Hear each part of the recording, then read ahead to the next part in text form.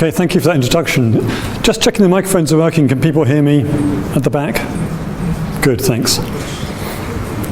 So it's great to be able to come to an event like this, because normally I'm going to speech conferences and speaking to solely speech people, but this is a much broader audience, so that's great.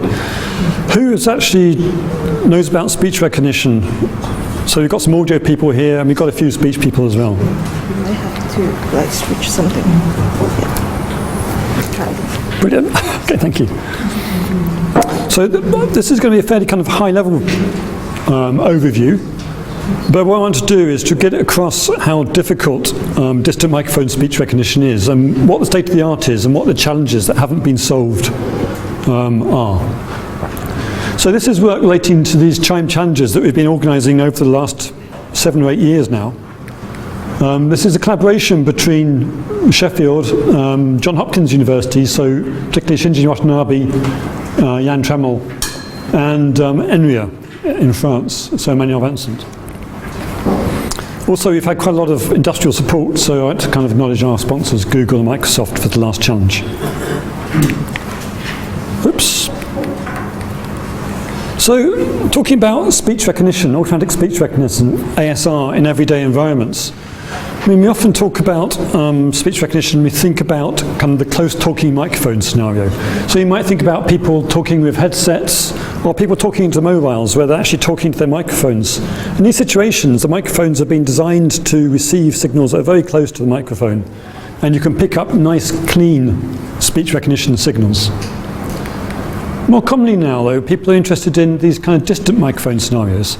So when I say distant here, I don't mean like miles away. I mean anything that isn't close. So I'm talking about things maybe from arm's length up to 2 or 3 meters away. So you can think about things like Google Home and Alexa, Amazon, and things like human-robot communication, where you might be in a crowded room speaking to a robot at a few meters. These scenarios are much, much harder. And just to kind of give you an idea of why it's harder, let's think about what a speech signal might look like. So here we've got a kind of a time frequency representation of a single piece of speech in clean conditions. And in this thing here, you can see structures in the speech. You can see harmonics, you can see vocal resonances, you can see things which are fricatives and vowels. And you can learn to kind of read these things. It's basically just a pattern matching exercise. It's very difficult because there's a lot of variability in the signal, but it's essentially pattern matching. If we have a microphone which is further away from the mouth, we're now picking up other sound sources as well. So now we've got 2 speakers mixed into the same microphone. We've now got something like this. And now you can still see all the components of the signals. And actually, speech is quite sparse, so we can still see all the formants and the harmonics of the 2 signals, but they're completely mixed up. And we've now got this big kind of unmixing problem. If we've got speech recorded in a noisy environment, though, a noisy and verbant environment, where you might have other sound sources, and some of those might be quite broadband, you might end up with something a bit more like this. We've now got some speech in there, which you can see, but there's also all these other sound sources. And not only now is it a case of mixing, you can see some of the speech has been completely obliterated. So you've now got data which is effectively missing. So, you know, you're trying to extract this kind of stuff from this terrible mess. And you might have to accept that you might not be able to extract some of it because the signal-to-noise ratio might be so poor in some regions that simply the data's gone. So, you know, given that kind of picture, you might think this is hopeless, you know, and if you were just faced with this problem with no kind of proof of concept, you might just give up. But obviously we have got a proof of concept because this is something that humans can do. So those kind of signals, we can listen to them and we can understand the speech in them. So there's actually a lot of work done by people who study speech perception and also sound perception in general. A lot of this work has been summarised back in 1990 by Canadian psychologist Albert Bregman, who spent a lot of time looking at how people decompose acoustic scenes. And he summarised all his life's work into this wonderful book, Auditory Scene Analysis. Shortly after this was published, computational people started thinking, well, can we build computational models that work in this way? At Sheffield, Professor Martin Cook, his PhD thesis, Modelling Auditory Processing and Organisation, tried to build computational models of this, which was termed CASA, Computational Auditory Scene Analysis. That work continued for a number of years, and it's been summarised in this kind of book in 2006, which kind of gives the principles of how this kind of stuff works. So when I first came to Sheffield, this is pretty much what we were doing. And we were looking at, can we actually build models that understand sound sources? Speech recognition was a great test of that.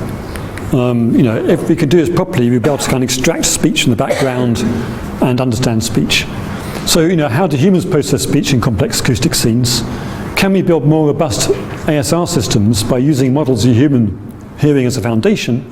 And also, can we use techniques from ASR to build models that predict human speech recognition performance? So these are the kind of questions we were looking at Sheffield. So back in around 2006, we thought, well, let's actually make a data set where we can actually measure human performance and machine performance on the same task and see how these things compare. And this was the kind of foundations of what we call the speech separation challenge, the Pascal speech separation challenge in 2006. And that led on, as I'll go through this talk, to a number of more realistic and complex challenges that really started to show the limitations of both humans and machines. So starting with the Pascal speech separation challenge, the idea here was to have very simple sentences which people could learn to understand and kind of learn the vocabulary for. So they're very, very simple 6-word sentences giving commands like place blue on a grid reference P6 now. They all had this form. We could mix these sentences together and we could ask people to do things like report the grid references of the person who said white. And we can give this as a human task and we can actually get nice human data on this. So to give an example of 2 of these sentences mixed together, it's going to sound a bit like this. Or not.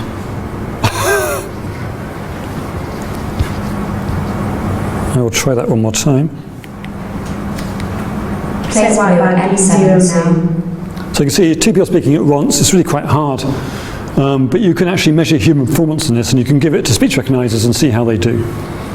So we did that. And here is human performance, and here we've got kind of percent of the words recognized correctly over a range of SNRs, where this is the cleanest and this is the noisiest. In the middle here you've got the case where the speech and the masker are at the same level. And you can see humans are up here. In that challenge, people building speech recognition systems came out with a bunch of performances which were, our baseline was down here. These systems here were not as good as humans. But then IBM entered the system, entered the challenge, and produced this system here, where they actually were surpassing human performance at some SNRs. If you look into the details of how they did that, though, they do it in a very unhuman way. They actually take the task, they model the whole task. So what you do is you build a model for the background, you build a model for the foreground, you compose these models, and you have a search space now which can search over all the possible combinations of what can be said, and you recognize both of these utterances. That's only kind of really possible because of the very limited domain of the task and the very structured way it's been put together.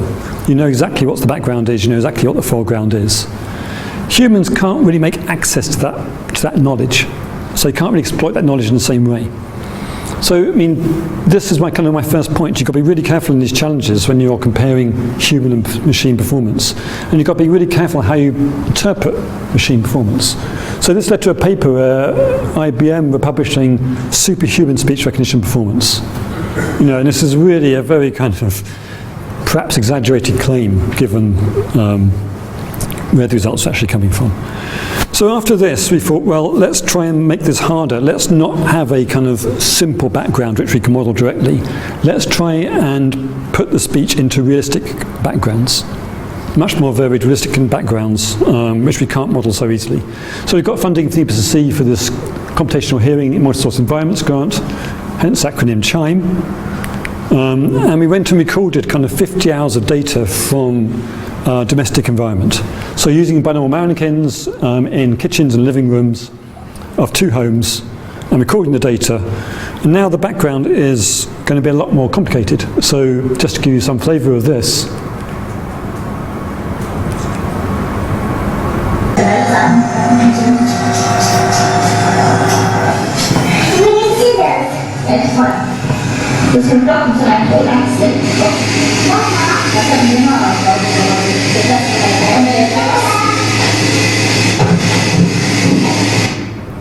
So you can see a lot of the kind of things that Sasha was talking about in an earlier talk, where you've got a lot of complicated events in the background. It's not easy to model this, obviously. It's very unpredictable. There's speech in there, there's kind of children in the background, there's washing machines, there's all sorts going on.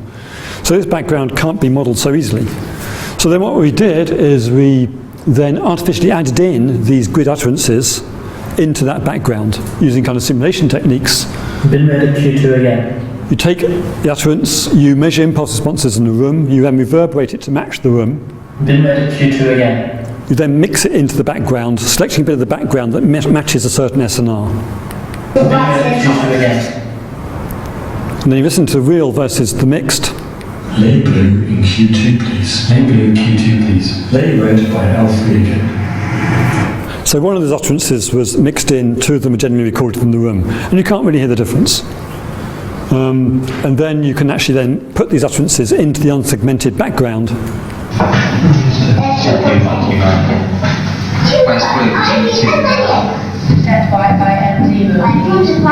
So you get the idea. So you've now got this kind of domestic background and you've got these utterances in there that can be recognised.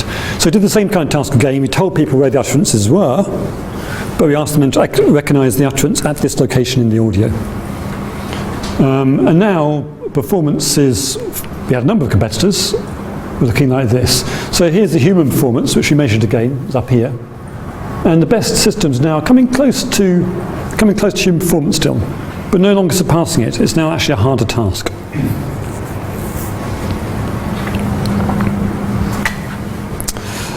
When we did these challenges, one of the things we wanted to do as well was that in the robust speech recognition community, there was a kind of a big gap between what you might call the front-end processing, the signal processing going into the speech enhancement and the multi-channel processing, and the back-end acoustic modelling. These tended to be in different research groups, in different research communities. So you've got signal processing on one hand, you've got kind of statistical modelling on the other.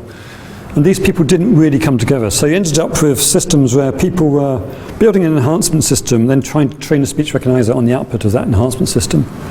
What we wanted to do here was to bring together people from these two communities to work in teams, such that they could do things that are jointly optimized. And I think as you go through the challenges, you'll notice that a lot of the papers have very large numbers of authors on the papers. And that is because the expertise in those teams is spreading right from the signal processing right through to the language modelling and the speech. And that's a kind of important thing, I think, that these challenges have enabled. So that challenge that I showed you was still very artificial in the sense the target speech was pre-recorded, it was artificially mixed in. It wasn't recorded live in the environments. One of the weaknesses here then is that in real environments people don't speak like that, and you get things like the Lombard effect where you might react to the noise around you. Also, when you mix the speech in, you mix it in with a fixed impulse response, which doesn't represent the real kind of complexity of people using microphones in a real environment. So it's kind of the stuff that Christine was talking about, where you've got these, where the person to the microphone causes a channel effect, which might vary from person to person, from utterance to utterance. So in the next challenge, we wanted to kind of really address that by recording data live. And the other thing we wanted to do is we wanted to compare the use of kind of simulated data and real data. So we're going to have one data set where we've artificially mixed data in, another that's been recorded live. We're going to use that in training and we're going to use it in test, and we're going to see if the conclusions you draw from the test on the simulated data actually extend to the real data, or do you actually get false conclusions if you use simulated data. So we developed this little kind of multi-microphone tablet where we could go out into the real world and record sentences. And what we did is we re-recorded a kind of classic speech database called Wall Street Journal, where people are reading newspaper sentences. And Wall Street Journal has been used in the past in the speech recognition community to evaluate speech recognition systems, so there's a very large training set available for it. So we developed this kind of portable thing. There's a couple of portable battery-powered recorders in a bag. It can record 6 channels. It can also record a close-talking microphone.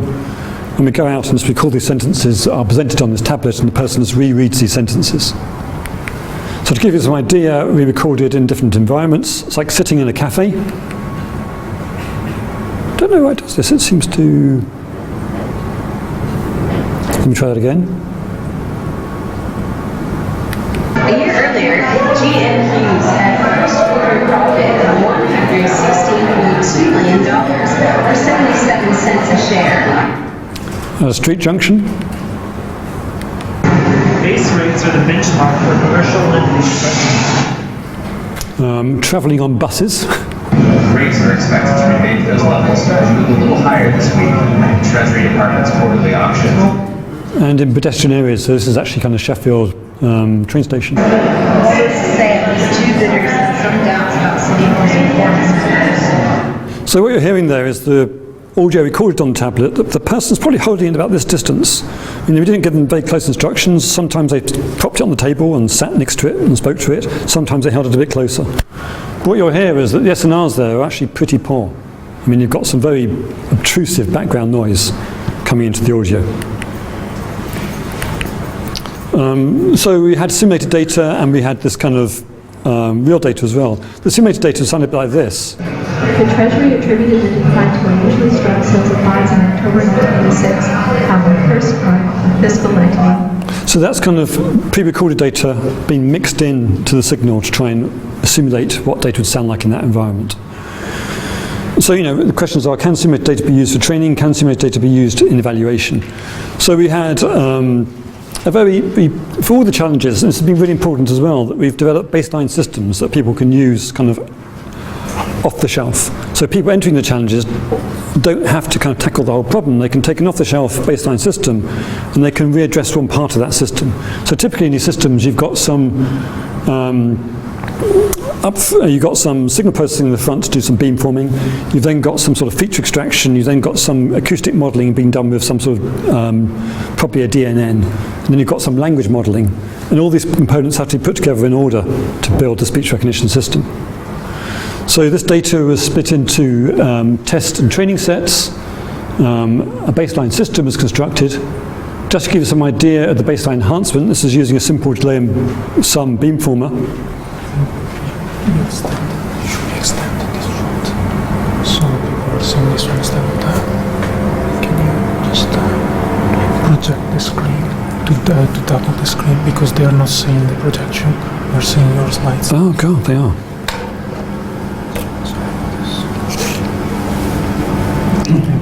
When did that start happening? Was that happening all the time?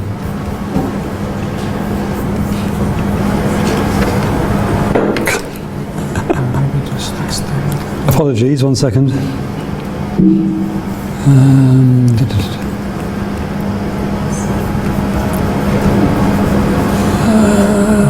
Display.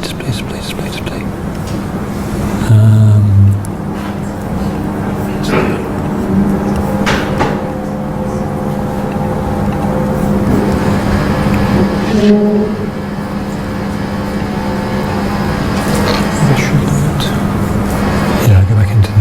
Sorry. Apologies. So yeah, I've got a brand new Mac. So just to give some impression, the kind of baseline beamforming, using kind of beamformer, which is a standard delay and sum beamformer.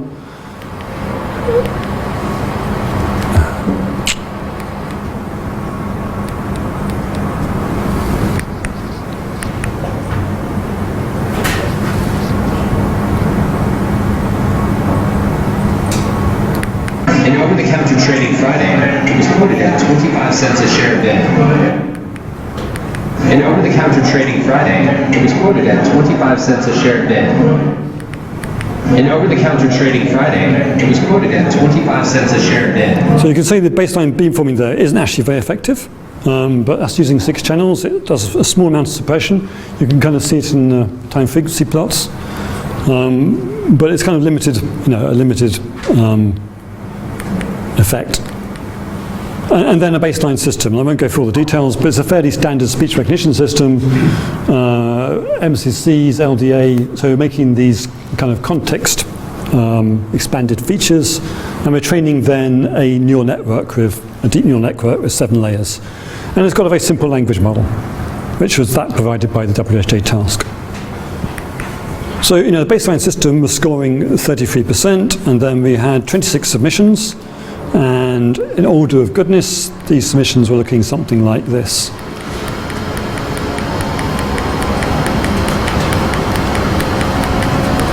So So the best system by NTT was down to 5.8% word error rate. So this means it's making about 6 mistaken words per every 100 it receives. So this is really kind of, pretty impressive. This is still below what you'd expect from the clean speech signal. So for Wall Street Journal in clean, word error rates are about kind of 2%. So it's still substantially worse than the clean speech. And just to kind of show you this idea of what things we measured, kind of real versus simulated data, what you do tend to see is that people actually are doing better on the simulated data than they're doing on the real speech. So performances are always slightly worse on the real speech. So that kind of reassured us actually that using simulated test data is not a good idea. That you can't draw strong conclusions from that, and the need to actually use real data. We kind of reran this challenge a year later and gave people the option of using 6 channels, 2 channels, or 1 channel. And we learnt from the previous challenge and made a new baseline which had a performance of about 11.5%. And in this, then people are, just as 1 year later, are now beating the baseline. This was the best performance in the previous iteration. And now teams are getting well below that. And USTI Flytech got down to 2.2%. So this is now pretty much what you would get on the clean speech. So at this point, we really kind of deemed this to be a solved problem. And the reason they're doing this actually is because the beamforming they're using is so good. And because the person is standing in front of the tablet and those angles don't change very much and the microphones are quite close, you can do really effective beamforming. So that coupled with a more powerful language model and a better acoustic model gives you down to these results. In the 2-channel case, again, using only 2 channels, it's at kind of 4%. And you use kind of 1 channel, performances are down to 9.2%. So using 1 channel, things are actually significantly worse than they would be in clean. So kind of single channel enhancement is not really working to the extent where you can match clean performance. So this really is a kind of multi-channel enhancement exercise. So successful systems, they're doing front ends, they're doing kind of what's called mask-based beamforming, so that's trying to estimate, perhaps using a DNN in a time frequency domain, where the speech is and where the background is, and using that mask then to drive beamformers to steer them towards the target. Various variants of beamforming use MVDR, MaxSNR, general silent cancelling beamformers. And then people are using system combination, actually using all these beamformers and then combining these systems, perhaps passing them all through a speech recognizer and then combining the hypothesis at the end of the system. Single channel enhancement systems weren't so successful. Then on the back ends, data augmentation, so enhancing the training data set. Things like kind of speed perturbation, where you kind of slightly slow up or slightly speed up or slow down the speech can be quite effective. Using varieties of acoustic models. So we had a kind of a time delay neural network, but people are using BSTMs and other neural network architectures as well, then often combining those as well. So then kind of massive system combination with all combinations of acoustic models and beamforming. And then a few people trying to do kind of at this stage joint beamforming and acoustic modeling in single deep network architectures. But back then that was quite rare.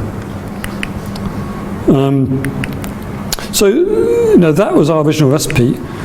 What's nice about these challenges is that we've been able to learn from these teams. So people have written up these papers, they've submitted these things. So now on Caldi, the open source speech recognition toolkit, we've published a new baseline which gets 2.7%. So what we try to do here is a kind of compromise, again, like Sasha was saying, between kind of complexity and effectiveness. There's no point in having a system which is so complicated that it's never going to be practical. So this actually is a fairly simple system. It doesn't use all the kind of system combination techniques. It just uses the kind of best of every single component. And it builds it into a system that gets 2.7%. So that was CHiME-4, and that was kind of done and dusted, and we decided that simply wasn't hard enough.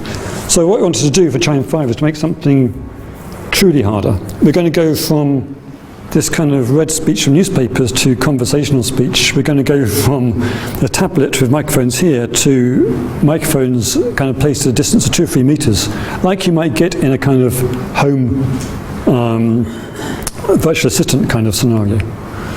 So we designed it around this kind of dinner party scenario because we wanted lots of interactivity, we wanted lots of speech in the database.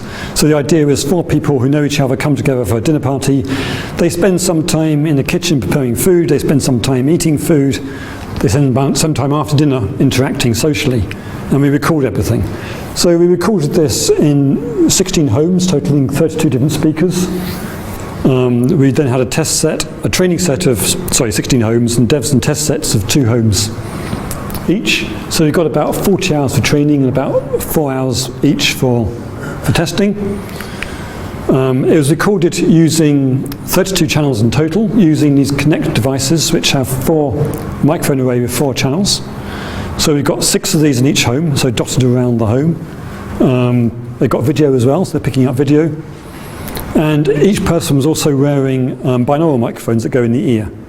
And these were primarily used for transcription purposes because the transcribers can listen to these microphones and that enables them to transcribe the speech. Just to give you some idea of what this sounds like, so here is from the kitchen's examples. There's never seen...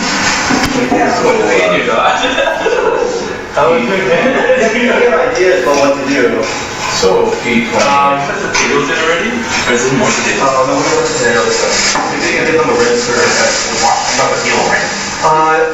Usually I don't feel the red today though. It's just watching like we Dining. This is all the effort you would eat the lobster. When we see the crab top, you just tired. You're tired. In that example there, it sounded like there's some sort of noise on the microphone. What it actually is an extractor fan here, causing all that noise. You know, and if you look at the placing of the microphone to the extractor fan, it just makes that horrendous racket throughout the whole recording. So these are the kind of things you're going to have to deal with. And then kind of living rooms. Lunch downward is down. It's like this. Is that what yours is like? No, that's over. Oh yeah, raised chair. I'm a big kids. So what you'll notice there is, in all these examples, there's lots of speaker overlap. There's people speaking, they're interacting socially, compared with things like in the past that have been done like AMI meeting data. So we used to have tasks where we used to try and do speech recognition for meeting scenarios. In a meeting scenario, people are actually quite well behaved. They take turns. There's very little overlap in the speech. And it might sound like there's almost overlap, but if you start looking at the signals, you'll see that people are very good at turn taking. In these more social settings, people start overlapping a little bit more. Sometimes you'll have situations where at a dinner table 2 conversations are going on in parallel. So person A speaking to person B, person C starts having a sub-conversation with person D, and then things get really complicated. Obviously, you know, every scenario has got its own difficulties. In the kitchen, there's a lot of background noise. There's a lot of equipment being used for cooking. There's people moving around a lot more. During the dining situation, people are kind of speaking and eating a lot. So you get a lot of stuff from the knives and forks and the cutlery. Here, the distance is going to be quite large because people's living areas tend to be quite big, and you might have kind of 3 or 4 meters to the microphones.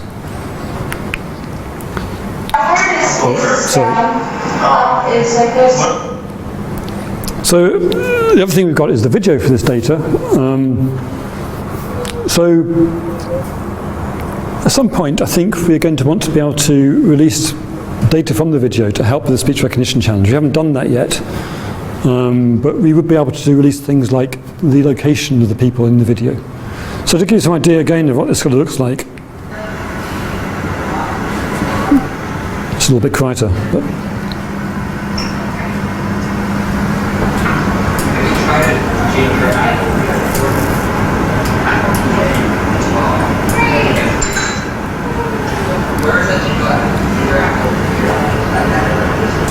So what's interesting in the video data is obviously sometimes you can see the faces, you know, sometimes you can't. You know, sometimes the person speaking might be off camera, sometimes they're not. You know, obviously not everyone on camera is speaking. Sometimes their mouths might be moving because they're eating, but not actually speaking. So the association between the video and the audio is not straightforward. And just to give you some idea of the speaker movement, I mean, this is all kind of images from a single session over the space of a couple of minutes, and you can see, you know, the participants color-coded green, red, yellow and blue. As you go from scene to scene, you know, they're moving around, changing places. You know, tracking those people over time is not going to be straightforward. mean, often they've got their backs to the camera, sometimes they're massively occluded by some sort of, like here, you know, so that isn't an easy task. To give you an idea of some of the difficulties of room variability, so I mean, people, I'm talking about kind of kitchen, dining, living room as though these are separate rooms. In reality, people tend to live in kind of a variety of spaces, often open plan. So we've got kind of floor plans like this, where you've got a dining kitchen area and a kind of separated living area. Something like this, which the whole flat is kind of open plan. The dimensions here can vary a lot, so some of these are quite small spaces, some are very large. So there's an awful lot of variability going from one session to the next, just in the layout of the geometry of the rooms. In these pictures here, you can see where the connects have been positioned and the kind of angle of view of the connects. The general idea was to try and have kind of two per each area and always have one which is kind of in a few meters of the speakers and try and have them positioned such that you could capture the whole space through the camera images.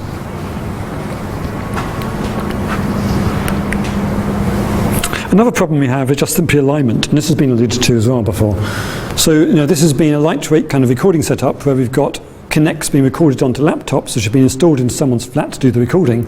We haven't got a single computer where they're all being, you know, recorded onto one central computer with a timestamp. That wouldn't have been possible in the scenario we were trying to record. So here we've got technicians going into someone's home half an hour before the party starts, trying to be unobtrusive, set them stuff up, set them going and come out again. So this is very kind of lightly instrumented. That leads to these kind of alignment problems. Now naively you might think alignment is easy, you just have a clapperboard or signal at the beginning and you line the beginning of the audio and everything's then going to be aligned. Unfortunately not. So there's an effect called clock drift where anything recording at maybe 48 samples per second, effectively one device might be recording at 48,500 samples per second, another one might be slightly slower. So these devices aren't recording at the same speed quite, and over time that starts meaning they come further and further apart. And over a 2.5 hour recording session, that can be like half a second of clock drift. So if you need to kind of things sample synchronize at the nearest sample, that isn't going to be necessarily possible. So these are just to give you some idea of, you know, using kind of autocorrelation to measure throughout the recording how much drift there is between these signals. And you can get these kind of very linear plots where you can see this is actually 200 milliseconds, this is over the time of the recording. So this device has gone 200 milliseconds fast. You know, this one here is going kind of 100 milliseconds slow. You know, and it can be much worse than that. And another problem we get is sometimes frames get dropped, so you get another effect going on, the bits of audio being lost. So you've got this general kind of alignment problem. And this is kind of showing you this kind of frame dropping problem we observed in some of the connects. So, you know, it's all going on nicely and suddenly a bunch of audio gets missing. So these are kind of cause severe alignment issues.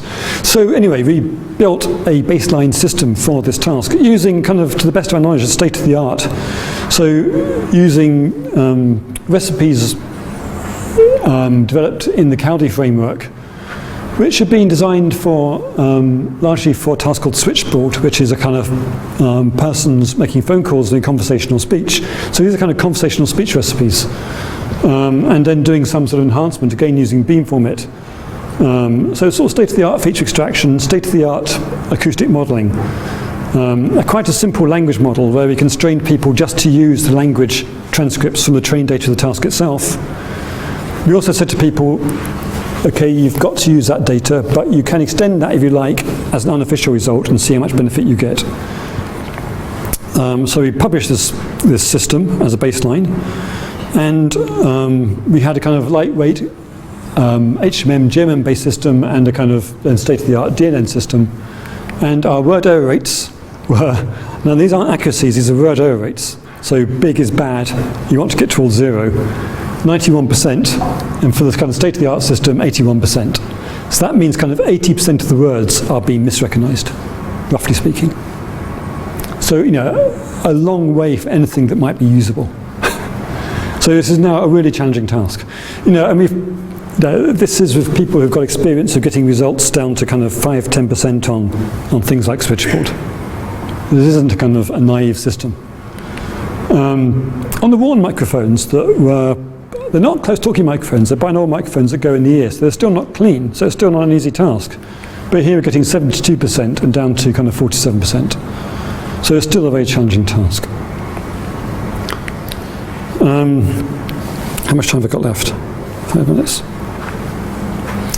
Just to give you some idea, I mean, these word error rates were kind of uniformly high. I mean, so if you looked at the 2 sessions in the development set, and you looked at the word error rates for the kind of kitchen, dining, and living room, you tend to see that, you know, they're slightly higher in the kitchen, which might be understandable because people are moving around, there's a lot more background noise. The easiest one tends to be the living room, but they're all still pretty awful across the board. There's a lot of speaker variability in here, so across the 8 speakers, you know, between the best recognised and the worst recognised, you know, there's a big difference. It turns out, you know, it's well known that some speakers are simply clearer speakers. So you're going to have in there, you know, some speakers like this one here, speaker 28, is generally more intelligible than speaker 26. And this was probably to do with articulation, the way they speak, slightly mumbly, someone speaks slightly clearer. You know, so this is kind of what you might expect. So one of the big problems in this is overlapping speech. And to give you some idea, you know, the speech overlaps, you know, but then what you might try and do is you might try and pick a microphone where you think one of the speakers is going to be closer to the microphone, so you're going to get a better view of one speaker rather than the other. So because you can choose multiple devices, you could kind of effectively, if one speaker was here, one was here, I could choose that microphone there for this speaker and that microphone for that speaker, and you might get some advantage. So to give you some idea,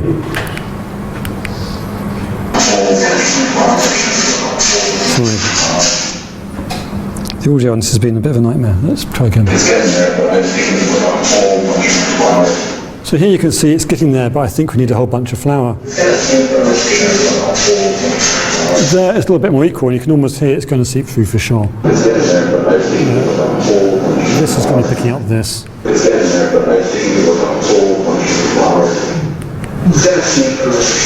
This microphone over here, you know, is actually getting the sentence here. So you can imagine, you know, that P12 is probably standing there, and P10 is standing about there. And through device selection, you can kind of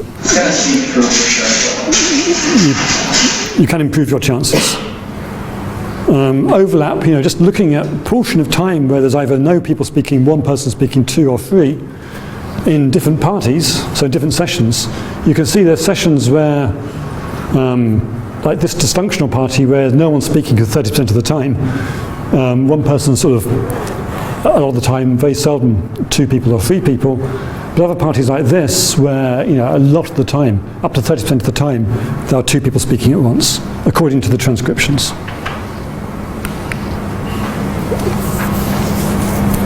And if you start looking at the performances, you know, you split the data into the parties or utterances that are not overlapped and those that are, and measure the kind of performance, you can see, you know, these are the results in all the data.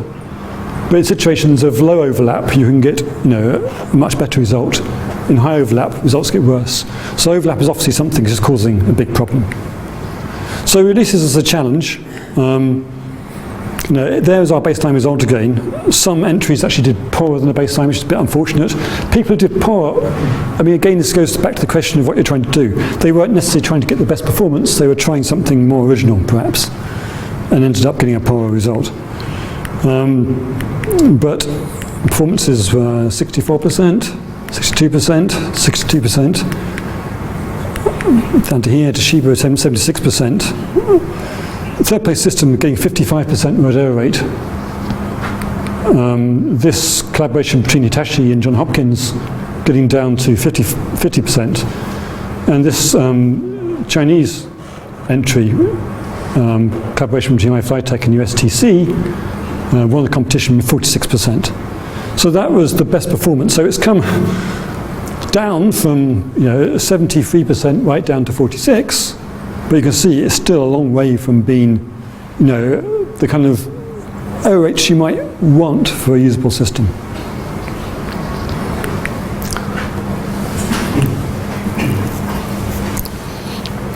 Just as a kind of interesting point here about challenges, I mean, one thing we noticed is that if you start looking at the dev set data where people have been allowed to optimize on a system and the hidden eval set, which I haven't seen during the challenge, and you look at their performances on the 2, well, you can see like there's a line through here which is below x equals y, which kind of suggests that, yeah, the eval data was slightly easier than the dev data. That's to be expected. There was only 2 parties, so there's going to be differences. But there's a kind of strong correlation between these systems. But what you see is a few systems here that have done kind of surprisingly well on the dev data, and their performance hasn't played out on the eval data. And this is a kind of classic sample of kind of overfitting, where they've got it working really well on the data we've given them to tune on, but that performance hasn't really played through to the final test data. So it's something that's in all these challenges. You've got to be really careful to actually try and protect against this kind of overfitting problem. In terms of single versus multiple devices, these are results on single devices. When we asked people to use multiple devices, on the dev data, we saw these big decreases in word error rate. So people were actually able to use the data effectively to reduce the errors. When you looked at this on the eval set, you didn't see a direction going this way. So these things that have gone a long way that way and improved on the dev set haven't improved on the eval set. So again, some sort of overfitting thing that's going on, which is allowing them to get advantages. And the other kind of disappointing thing here is there's very little movement in this direction. The best system actually did no better with one device than it did with multiple devices. Language modeling effects, if people were allowed to use their own data, they actually got small improvements. Again, the best system wasn't really able to use external data to improve on the results. And looking again at top systems, if you look at this kind of low overlap versus high overlap, what you see is that in the kind of low overlap scenario, the top 2 systems are quite equal. The best system is getting this advantage because it's getting the advantages in the high overlap situation. So the very best systems are really doing the best properly where the speech is overlapping and doing the most to sort that kind of speech overlap problem out.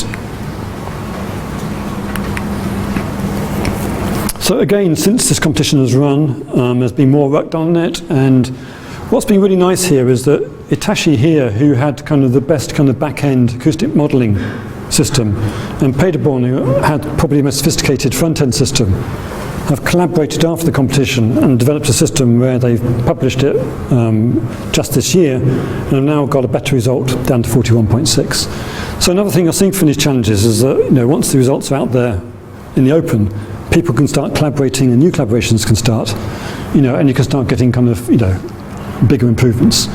So we saw this from CHiME 1 to 2, from CHiME 3 to 4, where we reran tasks on the same data sets.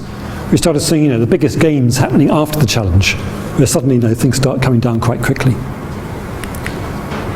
Characterization of what works in top systems, training data augmentation. So people not using external training data, but doing very clever things to actually take the training data we've given them and to remix it in ways that generate new data. So you take a bit of the training data where you've got one person speaking and you move it into a different part of the background and remix the data in that way. And that works quite nicely. Adaptive beamforming and using kind of time frequency mask estimation to tell where the target speaker is to actually direct the beamformers. And the kind of better you can do this time frequency mask estimation, the better you can kind of adapt these beamformers. And that's often done with kind of deep neural networks to estimate these kind of masking patterns. But that remains a challenge. Improved acoustic models. I mean, we had a kind of TDNN system as a baseline. People using kind of convolutional neural networks as a combined with TDNNs, and then these kind of convolutional networks, TDNNs and BSTMs for sequence data. So it actually could chain together, not as kind of system combination, but in kind of. So it's like you're going to the point of getting the architecture right and finding the right architecture. That's really important. And then kind of system combination as a kind of brute force kind of sledgehammer at the end to try and get the last few % out of the system.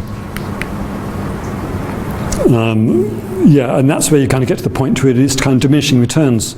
You've got a lot more training to do, you've got a lot more complexity at test time, but you can get a few % more advantages. So that's kind of where we're at. So what haven't we done? Speech overlap remains an unsolved problem. You get very high word error rates in overlapped regions.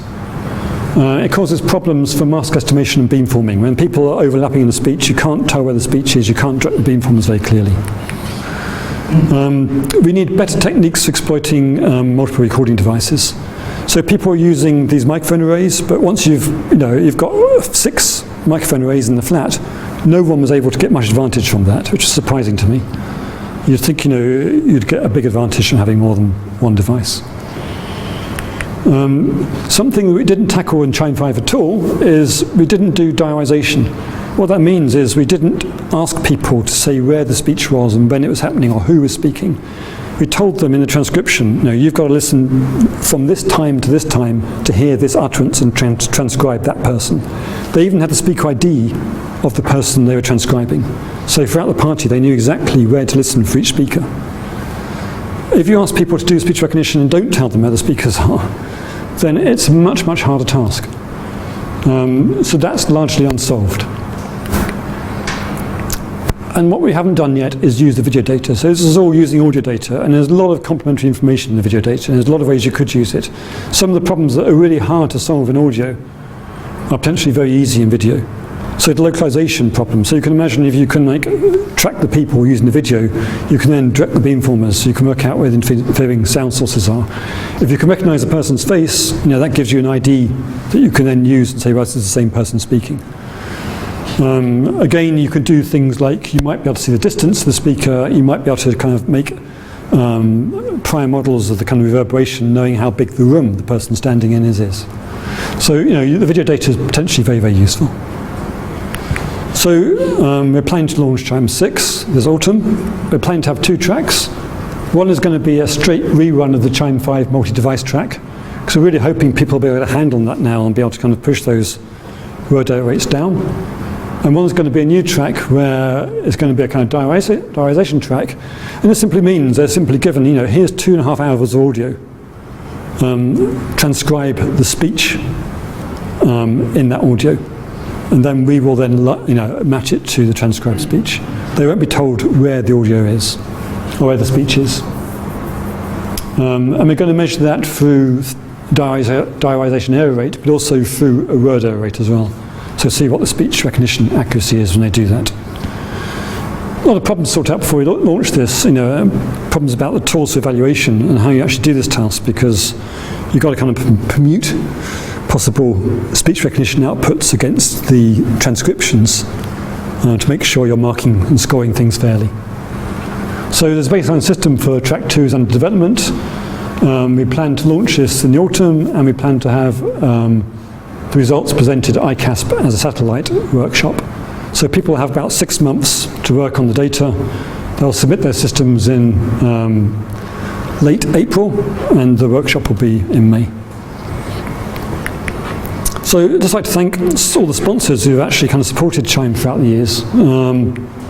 And there's references there which are kind of reporting in more detail on all the findings of the latest challenges. So thank you for listening.